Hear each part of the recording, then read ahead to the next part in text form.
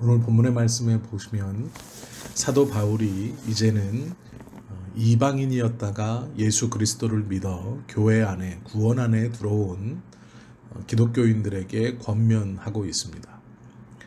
바울의 마음속에 자신의 동족인 유대인에 대한 구원은 바울의 마음에서 한시도 잊은 적이거나 또 간과되었던 적이 없었습니다.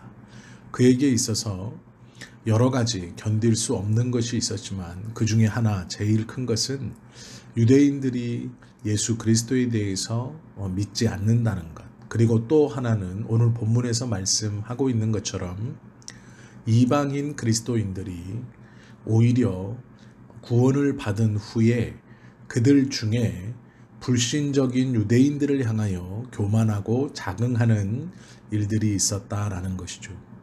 바울은 이 일에 대해서 옳지 못하다라고 하며 구원의 뿌리가 어디에서부터 오는가라는 것을 설명하면서 이방인 그리스도인들에게 이렇게 경종하고 있습니다. 바울은 15절에서 참으로 의미 있는 말씀을 하고 있습니다. 저희를 버리는 것이 세상의 화목이 되거든 그 받아들이는 것이 죽은 자 가운데서 사는 것이 아니면 무엇인가 라고 합니다. 하나님께서는 구약시대에 있어서 분명히 이스라엘에게 구원의 은혜를 주셨습니다. 하나님께서 아브라함을 선택하신 것은 적어도 구약시대에는 이스라엘에게만 적용된 사건이었습니다. 물론 아브라함의 모든 육적인 자손이 구원의 혜택을 받는 것은 아닙니다. 로마서 9장 6절에서 8절 말씀을 보시면 육신의 자녀가 하나님의 자녀가 아니라 오직 약속의 자녀가 씨로 여기심을 받는다라는 말씀이 있습니다. 물론 이 약속의 자녀가 신약시대에 와서는 아브라함의 믿음의 후손들인 그리스도 안에 있는 모든 하나님의 백성들을 말하고 있지만 복음이 이방에 전파되기 전까지는 이 약속의 자녀는 당연히 이스라엘 중에 있었다는 것을 부인할 수 없습니다. 그런데 바울은 말하기를 하나님께서 저희를 버렸다라고 선언합니다. 예수 그리스도로 말미암아 이제 구원의 은혜가 이스라엘이 아닌 이방인에게 미치게 되었다라는 것이죠. 아브라함을 통해서 이스라엘의 구원이 구약시대에 이미 그 수를 채웠고 이제는 그 구원의 은혜가 이방인에게 미쳐야 할 때가 된 것이죠. 인류 구원을 향한 하나님의 섭리이심을 바울은 말하고 있습니다. 하나님이 아브라함을 선택하신 것은 이스라엘만의 선택이나 구원을 위한 것이 아니고 그 1차적인 구원은 이스라엘에게로 돌아갈 것이지만 아브라함에게 언약하신 참 믿음의 후손은 예수 그리스도를 통하여 예정된 모든 백성에게 적용하시려고 한 것이죠. 바울은 이것을 세상의 화목이 되었다라고 본문에 표현하고 있습니다. 복음은 세상과 하나님과의 화목을 가져왔습니다. 예수님의 십자가가 있기 전 모든 세상이 하나님과 원수된 자리에 있었습니다. 그러나 그리스도의 십자가가 세상과 하나님과의 화평을 가져온 것이죠. 에베소서 2장 16절 18절 말씀을 참고하시면 좋을 것 같습니다. 바울은 이스라엘의 버림당함과 함께 그들이 다시 받아들여질 일에 대해 오늘 본문에서 밝히고 있습니다. 저희를 버리는 것이 세상의 화목이 되거든 그 받아들이는 것이 죽은 자 가운데서 사는 것이 아니면 무엇인가 라고 말합니다. 이스라엘은 영원히 버려진 것이 아니다 라고 말하는 것이죠. 이스라엘이 장차 회복된다 19절에 그렇게 말합니다. 이스라엘의 구원은 두 가지 모습으로 보여줄 것이라고 성경은 말씀합니다. 하나는 오직 택하심을 입은 자의 구원입니다. 바울은 모든 이스라엘이 버림당한 것 같아도 로마서 11장 5절에 보시면 그런즉 이제도 은혜로 택하심을 따라 남은 자가 있다라고 말합니다.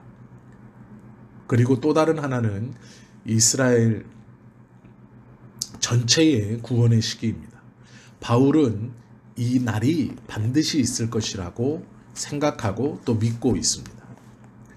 이스라엘은 그 받아들여지는 때가 있다라는 것이죠.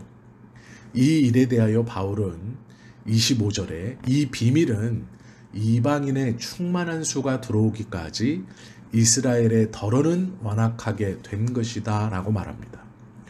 복음으로 말미암은 이방인의 충만한 수가 그리스도 안에 들어오면 이 이스라엘이 회복되는 시기가 온다라는 것이죠. 이스라엘의 남은 자들의 마지막 추수의 구원이 있다라는 것입니다. 바울은 이것을 비유하기를 우리의 구원의 출발이 어느 곳에 있는가? 처음 익은 곡식가루가 거룩한 즉 떡덩이도 그러하다라고 말하는 것을 보면 알 수 있습니다.